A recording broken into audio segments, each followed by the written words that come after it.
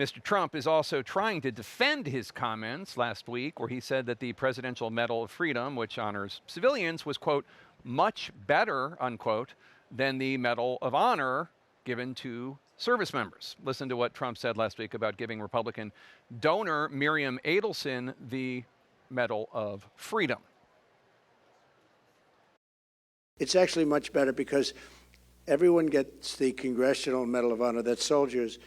They're either in very bad shape because they've been hit so many times by bullets or they're dead.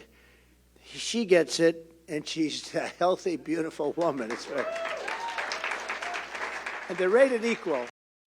Former Trump chief of staff and retired Marine General John Kelly is now reacting to Trump's comments. Kelly told me exclusively, quote, think of Normandy, Iwo Jima, Vietnam, or Fallujah.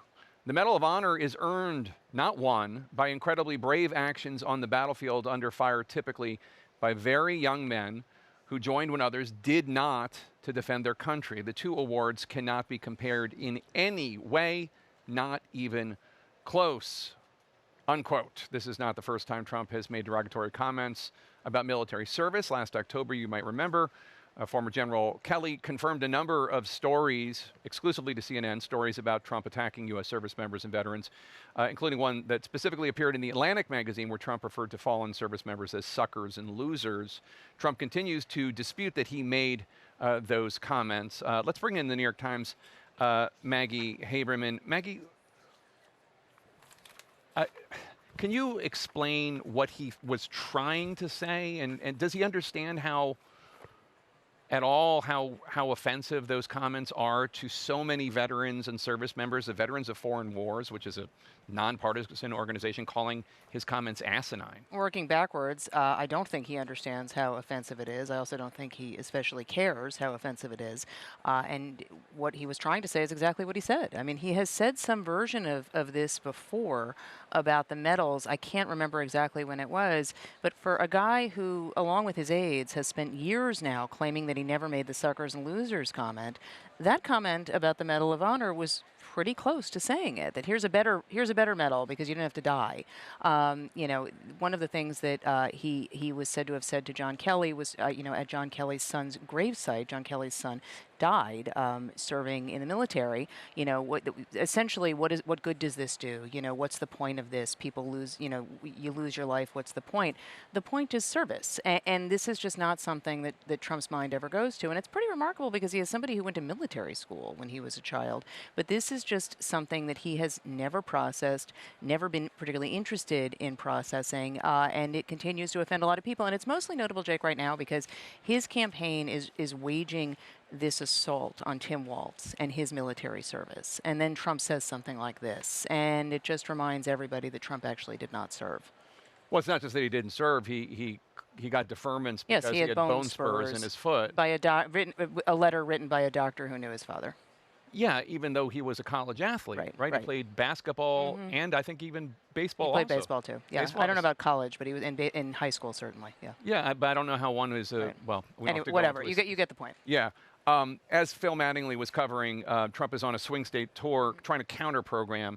And people might not remember this, but in general, it used to be standard that when one party had its convention, the other party kind of like just kept quiet, took a week off.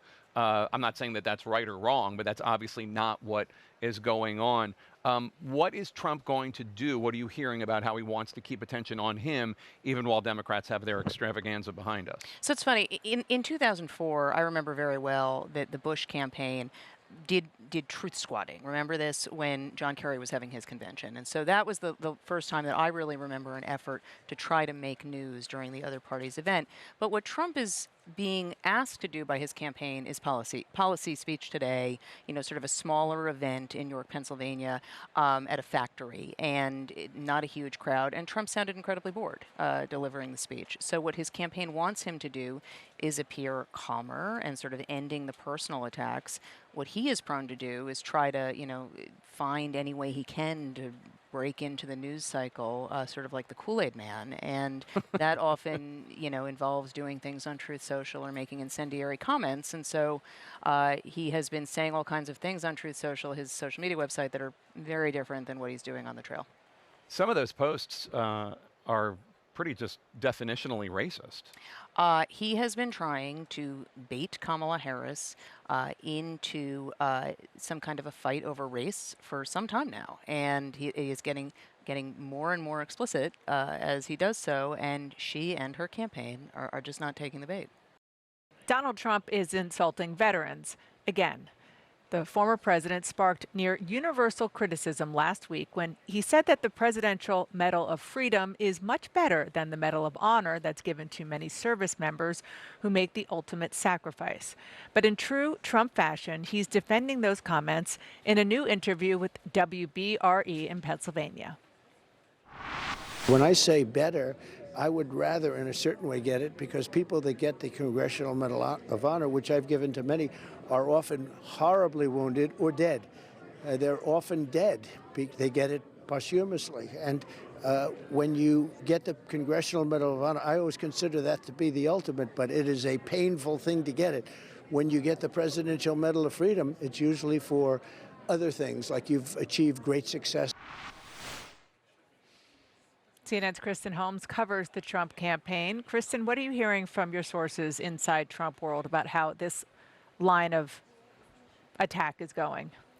Well, look, clearly there, Donald Trump, even if he won't admit it publicly, knows that he might have gone a bridge too far. That is Donald Trump's version of trying to walk back the comments, to explain himself, not just to defend himself and not in any way to double down, but you can see him kind of trying to explain how he had come to that conclusion. Again, not to say that that is successful there, but that is what he is doing. Now, when I talk to his allies, this is just yet another example of the fact that they just don't want him talking about anything right now except for the issues, particularly inflation, particularly immigration, crime. They don't want him doing anything that's going to distract from his campaign against Kamala Harris now that the race has significantly changed. But now we are hearing directly from Donald Trump's former chief of staff, John Kelly. He is also a retired Marine, hitting back on those comments, talking to our Jake Tapper. This is what he told Jake. He said, "The Medal of Honor is earned, not won, by incredibly brave actions on the battlefield under fire, typically by very young men who joined when others did not to defend their country. To the service members, the oath is sacred and taken with the understanding that one could be seriously wounded, captured, or killed in living up to those words. No president, member of Congress, judge, or political appointee, and certainly no recipient of the Presidential Medal will ever be asked to give life or limb to protect the Constitution.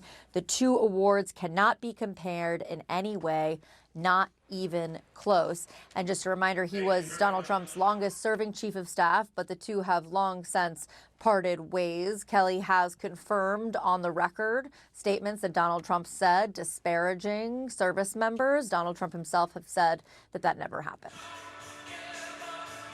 Thank you so much for that reporting, and thank you to Jake Tapper for getting that statement. Kristen, always good to see you.